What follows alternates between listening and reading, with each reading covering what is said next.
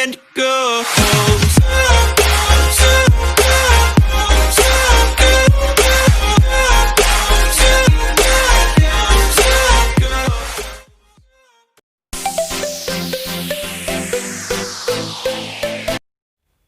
Assalamualaikum warahmatullahi wabarakatuh.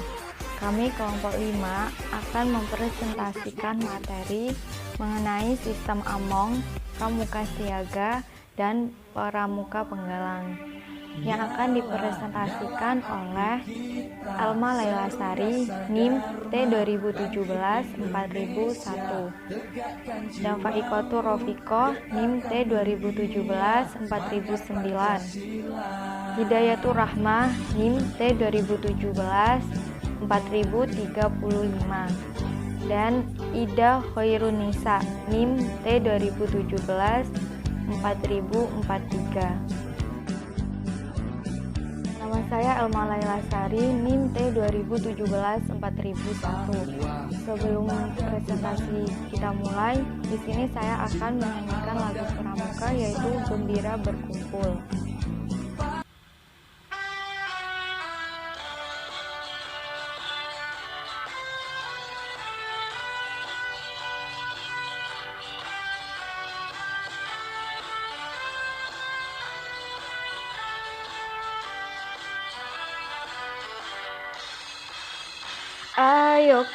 Ayo kawan berkumpul, berkumpul bersenang-senang semuanya.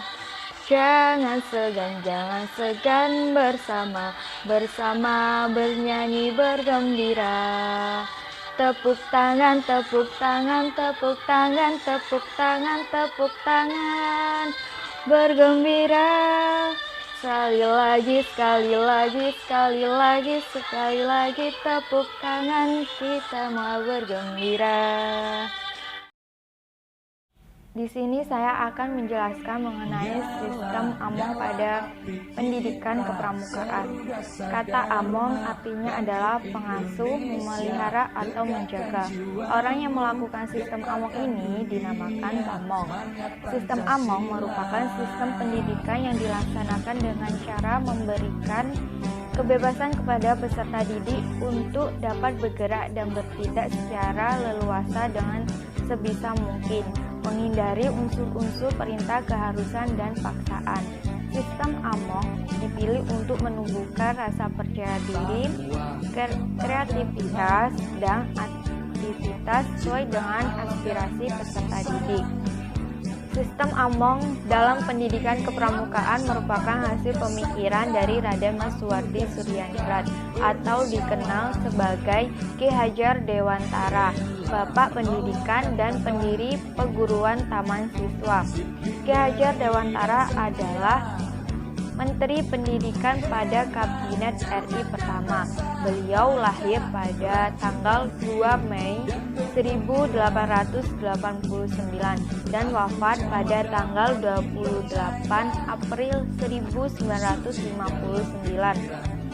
Hasil pemikiran Ki Hajar Dewantara ini tidak hanya dijadikan sebagai prinsip pembinaan dalam gerakan pramuka saja, tetapi juga dipakai sebagai pertimbangan dalam merumuskan sistem pendidikan nasional secara lebih luas.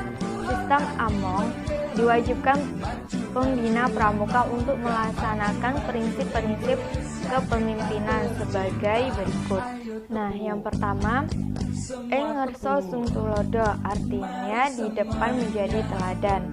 Dan majo mangun kerso, artinya di tengah membangun kemauan. Tutwuri handayani, artinya di belakang memberikan dorongan. Nah, sistem Among berarti mendidik anggota gerakan pramuka menjadi insan merdeka, jasmani, rohani, serta rasa tanggung jawab dan kesadaran akan pentingnya bermitra dengan orang lain. Di dalam melaksanakan tugasnya, pembina pramuka wajib bersikap dan berperilaku berdasarkan cinta kasih, kejujuran, keadilan, kepatuhan, kesederhanaan. kesanggupan berkorban, dan rasa kesetiakawanan sosial. Nah, penjelasan berikut akan dijelaskan oleh teman saya, yaitu Pak Iko Rofiko. Assalamualaikum warahmatullahi wabarakatuh. Di sini saya Faib Koturofiko, NIM T2017 4009. Saya akan menerangkan Pramuka Siaga. Siaga merupakan anggota pramuka yang memiliki umur 7 hingga 10 tahun. Disebut Pramuka Siaga ini karena sesuai dengan kiasan pada masa perjuangan bangsa Indonesia, yaitu saat rakyat Indonesia mensiagakan dirinya untuk mencapai kemerdekaan dan ditandai dengan berdirinya Budi Utomo tahun 1908 sebagai bentuk atau tonggak awal perjuangan Indonesia. Satuan kecil pada Pramuka Siaga disebut barung, dan satuan-satuan dari beberapa barung disebut perindukan. Setiap barung memiliki anggota 5-10 orang. Pramuka Siaga dipimpin oleh pemimpin barung yang dipilih langsung oleh anggota barung itu sendiri. Masing-masing pemimpin barung ini nanti akan memilih satu orang dan dari mereka yang akan menjadi pemimpin barung utama yang disebut dengan sulung. Nah, perindukan terdiri dari beberapa barung yang dipimpin oleh sulung. Dalam pramuka siaga terdapat 3 tingkatan, yaitu yang pertama mul, yang kedua bantu, yang ketiga tata.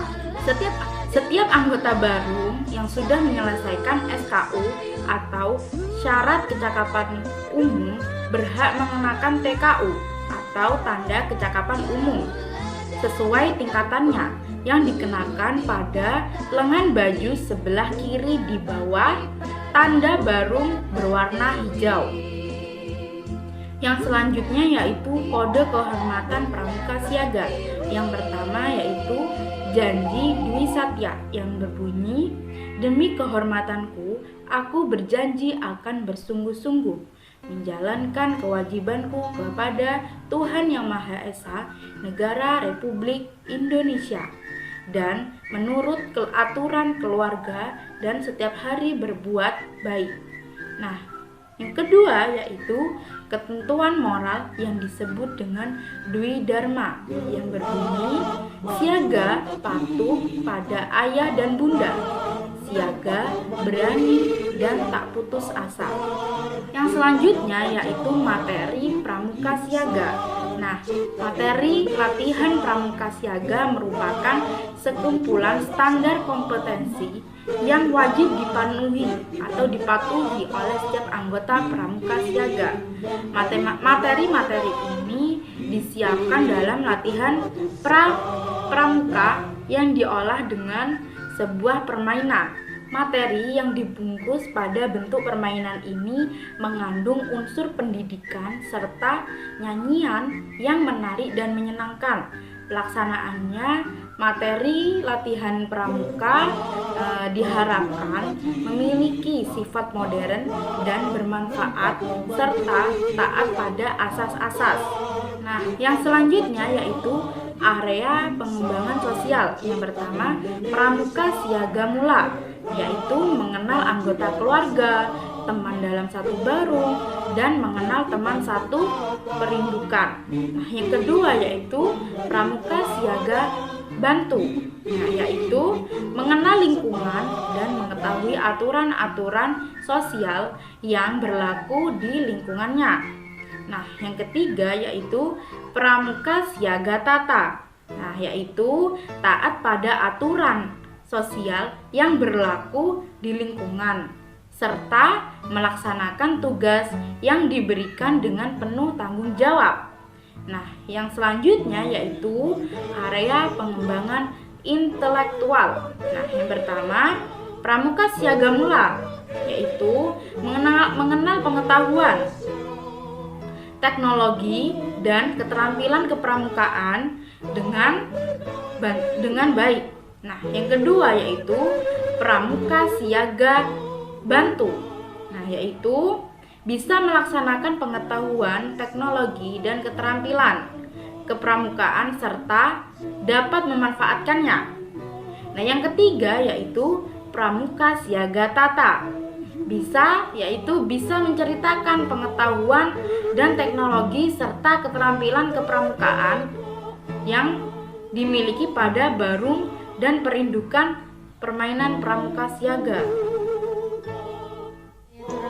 NIM T 2017 435. Di sini saya akan menjelaskan beberapa permainan yang bisa dimainkan dalam pramuka siaga dan beberapa fungsinya. Yang pertama, permainan rebut dan juga rampas. Dalam permainan ini, kami perlu mempersiapkan peralatan, tongkat atau sapu lidi yang dibagikan pada setiap anggota regu. Tujuan permainan ini yaitu melatih kecekatan dan kekompakan setiap regu. Teknik permainannya yaitu diawali dengan peserta membentuk sebuah lingkaran. Jaraknya antar setiap orang diperkirakan 1 meter. Setiap peserta memegang satu tongkat sehingga bisa berdiri tegak di atas lantai. Jika sudah ada instruksinya, tongkat harus dilepas dari pegangan dan peserta secepatnya mungkin menangkap tongkat teman yang ada di sebelah kanannya. Peserta bisa didiskualifikasi jika tongkatnya jatuh. Selanjutnya yaitu yang kedua, permainan pramuka, petani dan juga pencuri. Dalam permainan ini kami perlu mempersiapkan alat yang sangat sulit untuk didapatkan. Tak sulit untuk didapatkan, yaitu gelang karet, tongkat kacang atau potongan kain, dan juga sebuah apel. Permainan ini dimainkan untuk melatih kecepatan. Mulainya peserta membentuk sebuah lingkaran dan salah satu peserta menjadi pencuri harus keluar dari ruangan. Saat pencuri di luar, harus ada seseorang peserta yang ditunjuk sebagai petani. Jika setiap jika sudah siap, maka mulailah permainan ini. Letakkan sebuah benda di sebuah lingkaran. Lalu si pencuri datang dan berjalan melingkari lingkaran tersebut. Untuk pencuri benda itu, si pencuri bisa melalui sudut lingkaran mana saja. Lalu tugas si petani menangkap si pencuri saat sudah menyentuh benda tersebut. Pencuri harus berusaha untuk keluar dari lingkaran tersebut melalui jalan masuk yang melewati tadi, dan pencuri ditangkap berhasil jika keluar tanpa tertangkap. Jika pencuri tertangkap, maka petani tersebut menjadi pencuri. Kemudian dipilihlah seseorang untuk menjadi petani baru. Yang selanjutnya yaitu pramuka penggalang. Pramuka penggalang yaitu sebutan untuk peserta didik dalam gerakan pramuka yang berusia antara 11 tahun sampai 15 tahun. Kata penggalang adalah kisaan yang dilakukan dalam pembagian periode sejarah bagi Indonesia.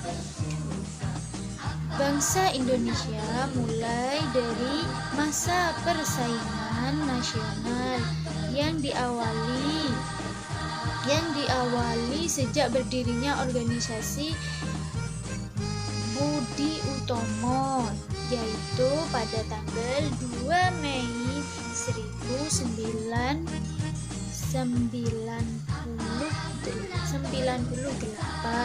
Hingga kini setiap tanggal 2 Mei diperingati sebagai kebangkitan nasional.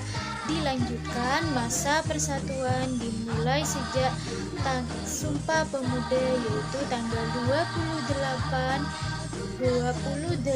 Oktober tahun 1928 dan masa penegaan atau masa pandegaan dimulai sejak proklamasi kemerdekaan Indonesia pada tanggal 17 Agustus 1945 hingga berdirinya Gerakan Pramuka pada tanggal 14 Agustus 1961. Yang selanjutnya, kisaran dasar Pramuka Penggalang. Kisaran dalam Pramuka Penggalang adalah sebutan untuk kelompok kecil pasukan penggalang yang beranggotakan 6-8 orang yang disebut regu, yang berarti gardu tetap terjaga. Kumpulan 3-4 regu disebut pasukan, berasal dari kata pasukan yang berarti tempat suku berkumpul atau suatu kelompok prajurit.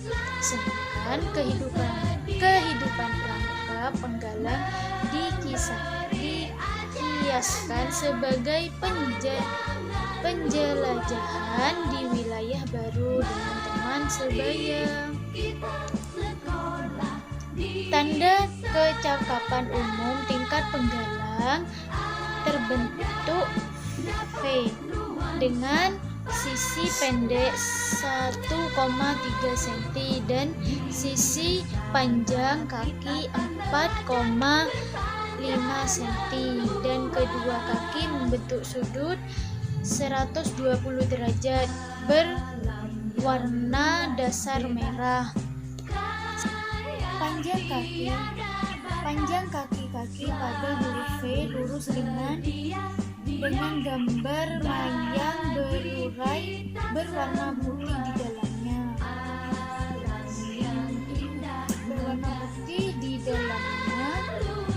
Dengan makna kisaan berikut.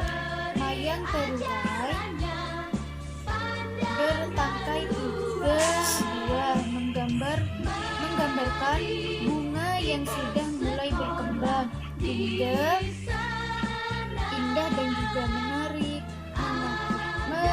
mengibaratkan pramuka penggalang yang riang, lincah dan bersikap menarik sebagai calon lunas bangsa yang berkembang mengganti dirinya dengan jiwa pramuka yang berlandasan pada Trisatya. Kenalkan, nama saya Ida Khairunisa, NIM T 2017-4043. Di sini saya akan menjelaskan tentang pengorganisasian Pramuka Penggalang. Yang pertama yaitu pasukan penggalang. Pasukan penggalang ini merupakan satuan peserta didik yang berusia 11-15 tahun dengan jumlah paling banyak 32 orang pramuka penggalang.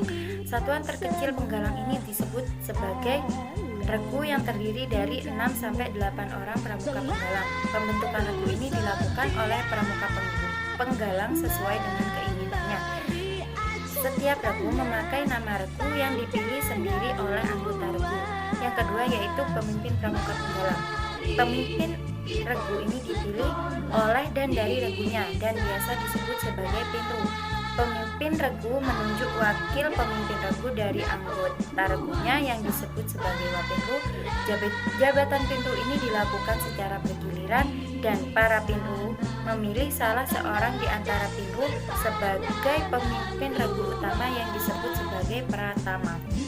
Yang ketiga yaitu Dewan Pasukan Penggalang.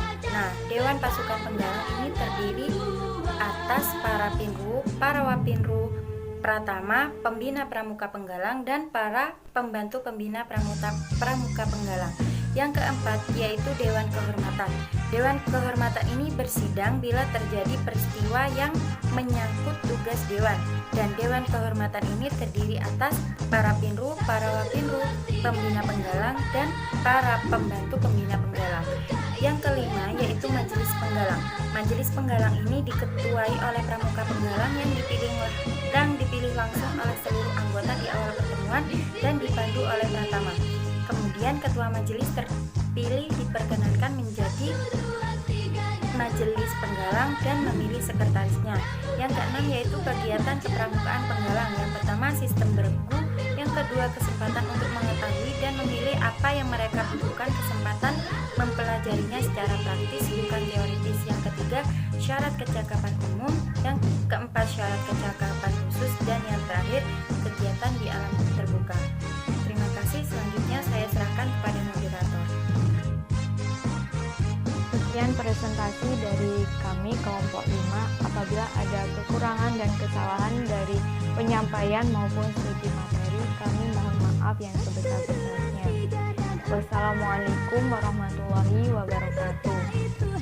Satyaku kudarmakan, dharmaku kubaktikan, salam pramuka.